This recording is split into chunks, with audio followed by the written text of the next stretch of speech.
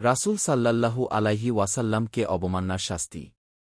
মহানবী সাল্লাল্লাহু আলাইহি ওয়াসাল্লামকে ভালোবাসা ঈমানের অন্যতম অপরিহার্য বিষয়। এ বিষয়ে রাসূলুল্লাহ সাল্লাল্লাহু আলাইহি ওয়াসাল্লাম বলেন, ওই আল্লাহর শপথ, যার হাতে আমার প্রাণ, তোমাদের কেউ প্রকৃত ঈমানদার হতে পারবে না, যতক্ষণ না আমি তার নিকট স্বীয় পিতা, সন্তান ও সব মানুষের চেয়ে অধিক প্রিয় হই। সহিহ বুখারী হাদিস ১৫। এছাড়া একজন মানুষকে ভালোবাসার যত কারণ থাকে, যেমন দয়া, অনুগ্রহ, যোগ্যতা, সৌন্দর্য, অনুপম চরিত্র, ন্যায়নীতি, ইনসাফ, মায়া, মহব্বত, ভালোবাসা প্রভৃতি মহানবী সাল্লাল্লাহু আলাইহি ওয়াসাল্লাম এর মধ্যে সবার চেয়ে বেশি ছিল। তাই ঈমানদার মাত্রই তাকে অত্যন্ত ভালোবাসে। কেউ রাসূল সাল্লাল্লাহু আলাইহি ওয়াসাল্লামকে গালমন্দ করলে এই ভালোবাসার দাবিতেই মুমিনদের হৃদয়ে রক্তক্ষরণ হয়।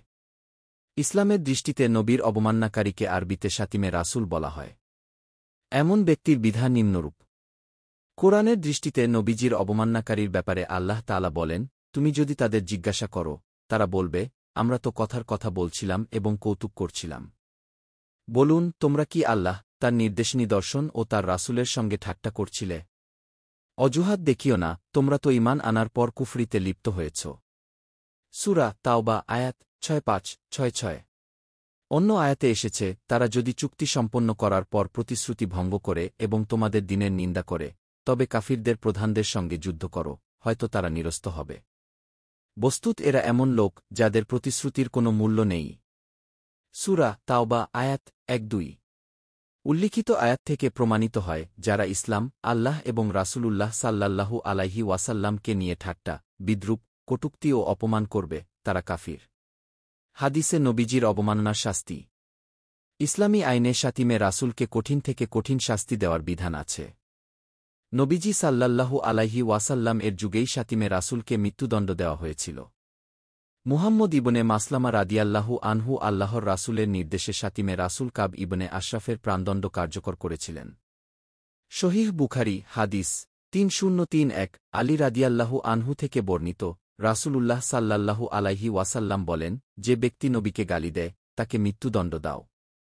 জামেউলা হাদিস ২-২-৩৬-৬। মক্কা বিজয়ের পর ইবনে খাতাল নামের এক শাতিমে রাসূলকেও মৃত্যুদণ্ড দেওয়া হয়েছিল।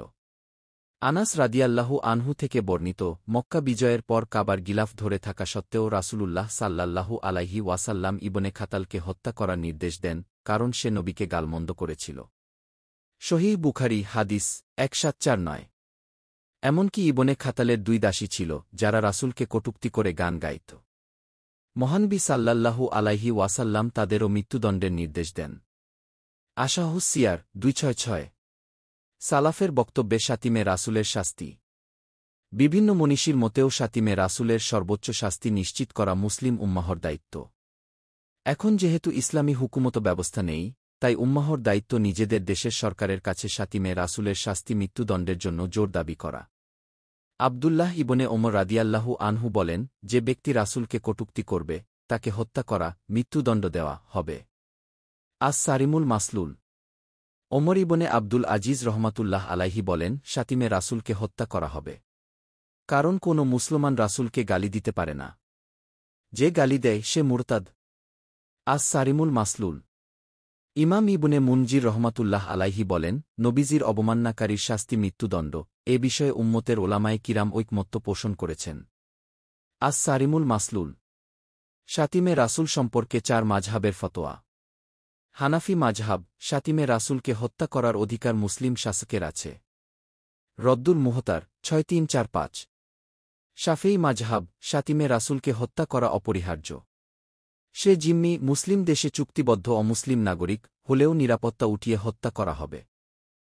সারিমুল মাসলুল পৃষ্ঠা ১৫। মালেকি মাযহাব, শাতিমে রাসূলের একমাত্র শাস্তি মৃত্যুদণ্ড। সারিমুল মাসলুল পৃষ্ঠা ৮-৪। হাম্বলি মাযহাব, শাতিমে রাসূলকে মৃত্যুদণ্ড দেওয়া হবে, সে মুসলিম হোক বা কাফির। সারিমুল মাসলুল পৃষ্ঠা ১-৩। সুতরাং যে ব্যক্তি রাসূলুল্লাহ সাল্লাল্লাহু আলাইহি ওয়াসাল্লাম এর সম্মানে আঘাত হানবে, কটূক্তি, অপমান কিংবা গালমন্দ করবে, সে নিঃসন্দেহে কাফির।